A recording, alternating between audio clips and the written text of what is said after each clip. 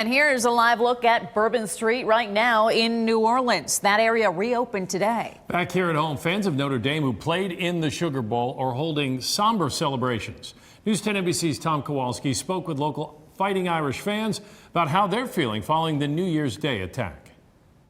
In the wake of the terrorist attack that shook New Orleans on New Year's Day, postponing the Sugar Bowl, fans of Notre Dame came together here at Shamrock Jacks. This time, not just supporting the Fighting Irish, but the people of New Orleans as well. You know, selfishly, we were bummed, but at the same time, obviously, you know, it's a sport and less important than what's going on. Mike Petzig is the owner of Shamrock Jacks, a local Notre Dame bar.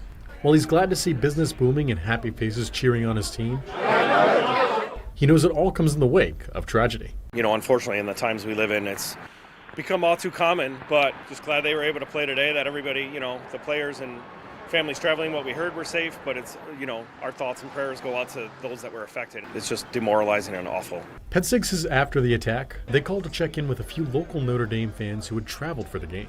We had a couple regulars that we checked in on that we knew were traveling there. You know, they're safe. Obviously, the game was the least thing that they were concerned about. Notre Dame being kind of, you know, a Catholic base, the prayer warriors were really strong. It's kind of a somber, where the bowl game is typically a crazy environment and, like, you know, almost party atmosphere is even as the game starts, it's definitely a little different.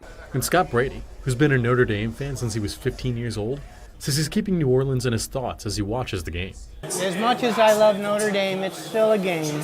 Terrorism is always a nasty business. I'm glad they found out who the one guy was.